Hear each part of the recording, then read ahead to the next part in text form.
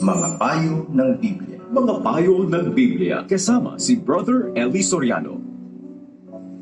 Brad Eli, bilang isang mananampalataya, ako po'y lubos na nagtitiwala sa Panginoon.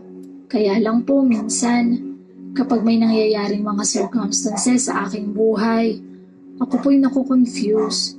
Hindi po ako kalmado eh. Gusto ko pong maging kalmado, hindi yung ako'y natataranta. Ano po ba ang dapat kong gawin bilang isang Kristiyano? Mga payo ng Biblia. Mga payo ng Biblia kasama si Brother Eli Soriano. Kung meron po tayong tunay na Kristo, yung kapayapaan, kahit ano po ang dumating, hindi kayo magiging anxious or hindi kayo magiging parang hindi kayo mapakali, hindi kayo kalmado. Hindi po ganon ang nararamdaman ng may tunay na Kristo. Let us read Romans chapter 5 verse 1 up to 5. Yaman nga ng mga inaaring ganap sa pananampalataya, mayroon tayong kapayapaan sa Diyos sa pamamagitan ng ating Panginoong Hesukristo.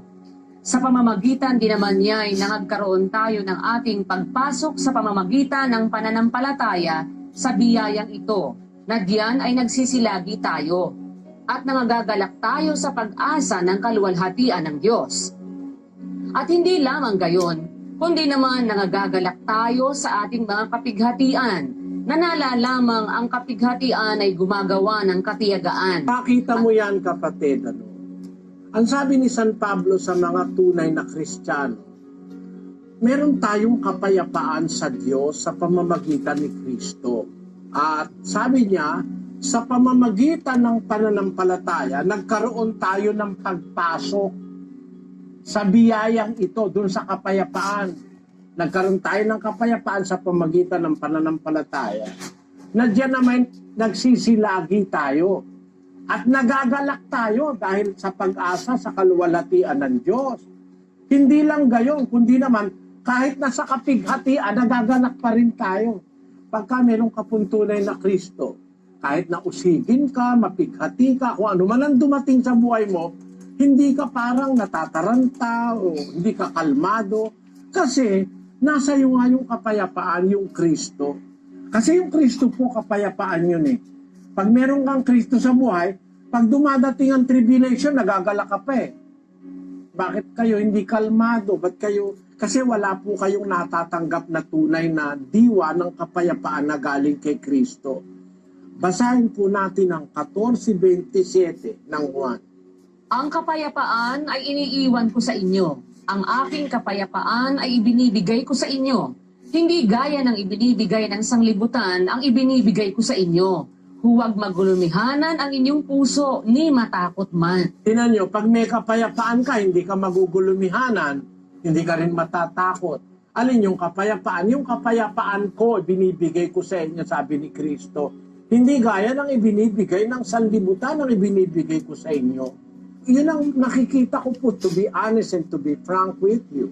Mabuti naman is inaamin nyo yung nararamdaman nyo na para bang madali kang ma-confuse, hindi ka ako kalmado, sabi ng kapatid. Gusto ko, kalmado ako sa buhay ko. Wala po kayong talagang nasa inyo na tunay na Kristo. Hindi naman po katakataka. Maraming relihiyon kasi ngayon nangangaral, hindi naman yung tunay na Kristo ay pinangangaral eh. Kaya ang natatanggap ng tao, hindi yung tunay na Kristo. Basahin po natin ang 11:4 ng Korinto. Sapagkat kung yaong paririto ay mangaral ng ibang Jesus na hindi namin ipinangaral, o kung kayo'y nagsisitanggap ng ibang espiritu na hindi ninyo tinanggap, o ibang ebanghelyo na hindi ninyo tinanggap, ay mabuting pagtiisan ninyo. Mabuti pa, wag mo nang tanggapin. Kung ang tatanggapin mo, hindi yung talagang Kristo, baka kung yung papa rito, sabi ni Pablo, mangangaral ibang Jesus. Ako naman nakakatiyak eh. Ang maraming nangangaral ngayon, ang pinangangaral, ibang Jesus eh. Hindi naman talaga yung Jesus na ipinangaral ng mga apostol. Kasi sabi niya, kung yung mangangaral ng ibang Jesus na hindi namin ipinangaral, o kung kayo magsisitanggap ng ibang espiritu na hindi ninyo tinanggap sa amin, o ibang ebanghelyo na hindi nyo tinanggap, mabuti pa pagtiisan na lang ninyo. Huwag nyo na tanggapin. Yun ang ikinalulungkot ko, natuto mga tao nang wala sa Biblia, ng imbento, mga terminolohiya na labag sa diwa ng Biblia. Remember that the Word of God contains a spirit in them. As the Lord Jesus Christ said in John chapter 6 verse 63, it is the spirit that quickeneth, the flesh profiteth nothing. The words that I speak unto you, they are spirit and they are life. So the words and the teachings of the Lord Jesus Christ contains His spirit in them. Ikinalulungkot ko, baka makasakit ako ng damdamin, but it is the truth that is in the Bible. Mga payo ng Biblia.